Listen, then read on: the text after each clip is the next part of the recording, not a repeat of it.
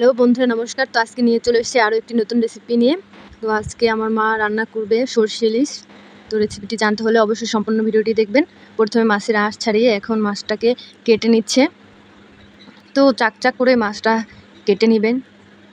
তো এই দেখেন আমার মা কীভাবে মাছ কাটছে।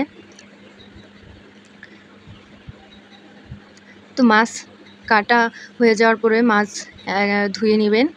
ইলিশ মাছ বেশি ধোয়া লাগে না, একবার ধুলেই হয়। তো এই মাছ ধোয়া শেষ। এবার এর মধ্যে নুন হলুদ মাখানো হবে। তো প্রথমে দিয়ে দিল নুন, তারপরে এখন হলুদের গুঁড়ো দিয়ে মাছটাকে একটু ম্যারিনেট করে রাখবেন। যেভাবে হাত দিয়ে ভালো করে মেখে নেবেন যাতে লবণ হলুদটা ভালোভাবে মাছের গায়ে আর মিশে। যেভাবে না মিশলে একটু হাত দিয়ে এভাবে একটু ডলে ডলে মিশিয়ে দিবেন। তো তারপরে এই যে আলু কেটে নিয়েছে। তো এবার উনুনে একটি কড়াই বসিয়ে দিল। তেলটা যখন গরম হয়ে যাবে তখন এর মধ্যে মাছ দিয়ে দিতে হবে।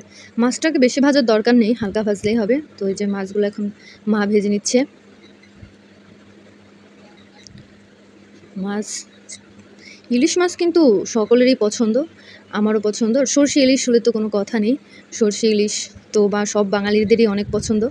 তারপর আর বাকি যে মাছগুলো ছিল সেগুলোও ভেজে নিচ্ছে।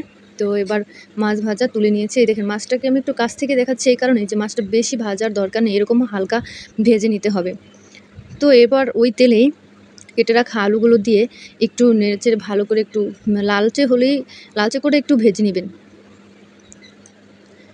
তো তারপর এর মধ্যে দিয়ে দেবেন একটু কালো জিরের পরে হলুদের গুঁড়ো, তারপর লবণটা আপনারা স্বাদ মতো দিবেন, যে যতটা প্রয়োজন ততটাই। তো এরপর ভাজা হয়ে যাওয়ার পর এর মধ্যে দিয়ে দেবেন জল। গরম জল অ্যাড করলে বেশি ভালো হয়, কিন্তু আমার মা ঠান্ডা জলই ইউজ করেছে। আপনারা চাইলে গরম জল ব্যবহার করতে পারেন।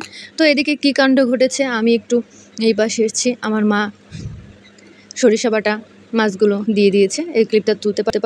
ফুটে উঠলেই বাস সরষে ইলিশ রেডি। তো আমার এই রেসিপিটি আপনাদের কেমন লাগলো অবশ্যই আপনারা জানাবেন। আর রেসিপিটি ভালো লাগলে অবশ্যই শেয়ার করবেন।